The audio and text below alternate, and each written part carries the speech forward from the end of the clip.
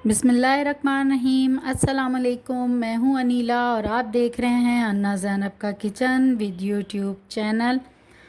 आज मैं आपकी आसानी के लिए बहुत अच्छी सी रेसिपी लेकर आई हूं। आप पराठों को किस तरह फ्रीज़ कर सकते हैं। मैं बना रही हूं आलू के पराठे। आप इसी तरीके से सब पराठे बना सकते हैं। रमज़ान आगे आएंगे तो आप रमज़ानों में सहरी में इतना टाइम नहीं होता कि आप कोई भी जल्दी जल्दी पराठे बना सकें। आप इस तरीके से पराठे बना लीजिएगा और इसे फ्रीज़ कर लीजिएगा। बस बनाने से आधा घंटा पहले बाहर रख दें ताकि वो नरम हो जाएं। अगर आधा घंटा पहले आप नहीं भी रख सकते तो कम से कम 10 मिनट पहले ज़रूर रखें। तो चलिए हम अपनी रेसिपी को शुरू करते हैं। ये मैंने आलू का भरता बना कर रखा हुआ है। मेरे चैनल पर इसकी रेसिपी मौजूद है। मैंने इससे पहले आलू के पराठे बनाए थे, उसमें तरीका बताया हुआ है कि मैंने इस भुर्ते को कैसे बनाया। तो चलिए हम रेसिपी को शुरू करते हैं। आलू का भुर्ता ले लेना है और ये मैंने छोटे छोटे पेड़े बना लिए हैं। ये इतने छोटे हैं या आप मैं जो एक रोटी बनाती हूँ उसका जो एक पेड़ा होता है उसके मैंने 2 हिस्से कर लिए हैं। आप भी इसी तरीके से कर लीजिएगा। तो चलिए हम रेसिपी को शुरू करते हैं। मैंने ये छोटे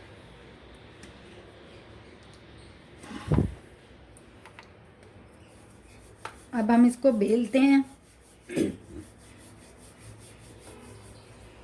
बहुत ज़्यादा नहीं बेलना आपने, बड़ा नहीं बेलिएगा, छोटा ही रखिएगा।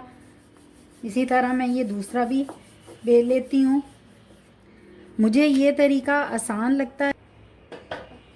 अगर आप एक ही रोटी में बना लेते हैं तो और भी अच्छा है। मुझे ये तरीका आसान लगता है तो मैं इसी तरीके से बनाती हूँ। अब हम इस पे आलू का भरता लगा लेंगे। आपको जितना पसंद है आप उतना शामिल कर लीजिएगा इसमें।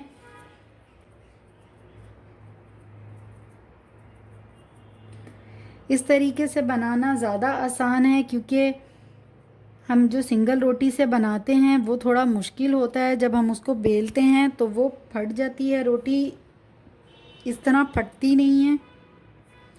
इस तरह रखने के बाद आपने अंगूठे की मदद से आपने इस तरह इसको प्रेस करते जाना है ताकि जो दोनों रोटी हैं आपस में जुड़ जाएं। इस तरह करके आप प्रेस कर दिएगा। फिर आपने इस तरह हल्के से दोबारा प्रेस कर लेना ताकि वो अच्छे से जुड़ जाए आपस में।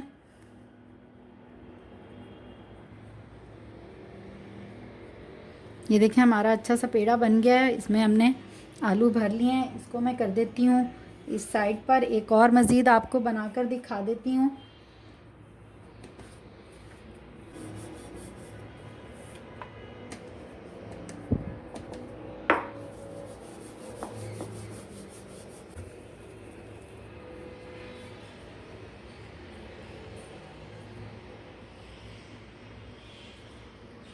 जो अगर मोटा पीस आ भी जाए तो आप इसको इस तरह अंगूठे से दोबारा यूँ मैश कर लीजिएगा।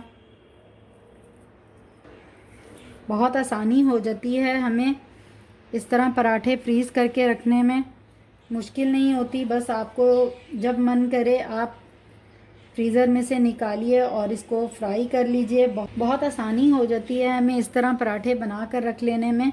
अब ये हम दूसरा भी पीस रख लेंगे और अंगूठे की मदद से हमने दोबारा से इसको यूँ प्रेस कर लेना है ताकि जो दोनों रोटी जो हैं वो अच्छे से आपस में चिपक जाएं। ये फिर दोबारा से आपने ऊपर उठाकर दोबारा से इस तरह प्रेस कर लेना है।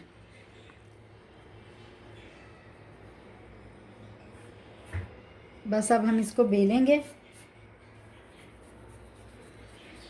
ज़्यादा ज़ोर से आपने इसको प्रेस नहीं करना है, हल्के हाथ से पराठा बनाइएगा।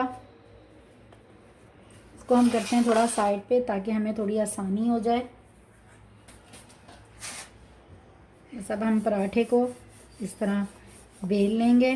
बेलन ज़ोर से नहीं घुमाइएगा कि आपका पराठा जो है वो फट जाए, यानी कि आलू बाहर आ जाएं।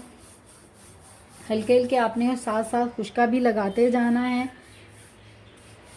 ताकि बेलन से जो इसका भुरता है वो निकले तो चिपके नहीं। ये देखें जैसे अब ये आ गया है इस तरह, तो थोड़ी आसानी हो जाती है। अब मैं इसके ऊपर थोड़ा सा यूँ खुशका लगा दूँगी, तो ये है कि ये बेलन के साथ चिपकेगा नहीं। पराठा मैंने बेल लिया है, तवा मैंने रखा हुआ है गरम करने के लिए, तो मैं तवे पे डाल देती हूँ। तवा हमारा गरम हो गया है, अब हम पराठा इस पर डाल देते हैं और हमने इसको इतना कुक करना है। आप चाहें तो कच्चे भी फ्रीज़ कर सकते हैं, मैं थोड़ा सा कुक करके फिर इसको फ्रीज़ करूँगी, थोड़ी आसानी हो जाती है।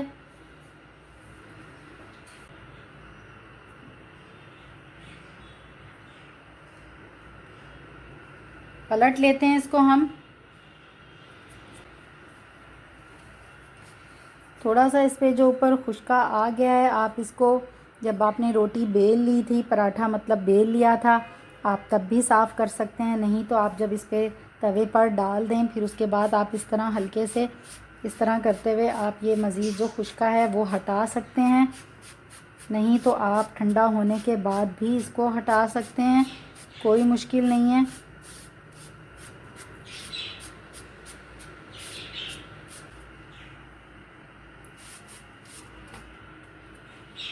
दूसरी साइड से भी हटा लेते हैं। हल्का सा ये और सिक जाए।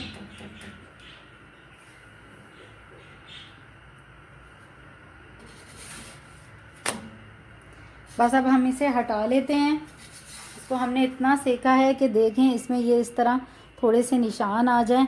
बस आपने एक साफ़ से साफ़ी पर या दस्तरखान पर आप रखते जाएं इस तरह। इसी तरह हम दूसरा पराठा भी बना लेते हैं और इसको भी सेक लेते हैं। आपने इनको गरम गरम नहीं, मुकम्मल जब ये ठंडे हो जाएं आपने तब इसको स्टोर करना है।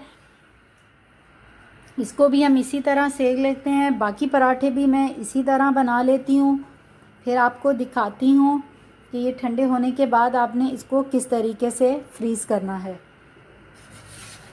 पलट लेते हैं इसे।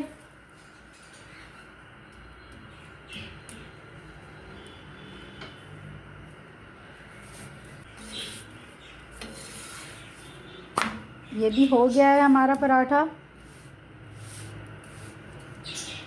इसी तरह मैं बाकी पराठे भी बना लेती हूँ। इसको मैं रख देती हूँ, ठंडा हो जाए ये। तो पराठे हमारे मुकम्मल ठंडे हो गए हैं। अब हम इसको, तो पराठे हमारे ठंडे हो गए हैं। आपने इनको मुकम्मल ठंडा करना है, फिर इनको फ्रीज़ करना है। इस तरह के बटर पेपर आते हैं जहाँ से हम थर्माकोल के डिब्बे लेते हैं, वहीं से आपको ये पेपर भी मिल जाएंगे। और इस तरह की बैग्स आते हैं जिप ब्लॉक, आप वो ले लीजिएगा। सबसे पहले हमने, अगर आप कच्चे पराठे फ्रीज़ करेंगे तो आपने सबसे पहले एक बटर पेपर लेना है, इस तरीके से इस तरह पराठा रखना है। फिर एक बटर पेपर रख लीजिएगा। आप बटर पेपर की जगह जो फ्रोज़न पराठों में एक प्लास्टिक की शीट होती है, आप वो भी ले सकते हैं। फिर दूसरा पराठा रखना है आपने, फिर पेपर रखना है और फिर पराठा रखना है, और फिर आप इस बैग में सेव कर सकते हैं। तो मैंने तो पराठे सेक लिए थे, यानी कि हाफ़ कुक कर लिए थे। मुझे अब बटर पेपर की ज़रूरत नहीं है, तो मैं ये हटा देती हूँ।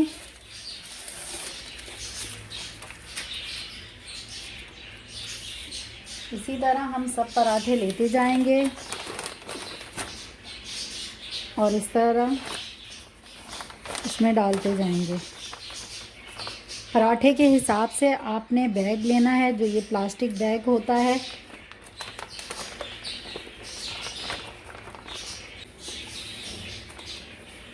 इसी तरह हम सारे पराठे सेव कर लेंगे।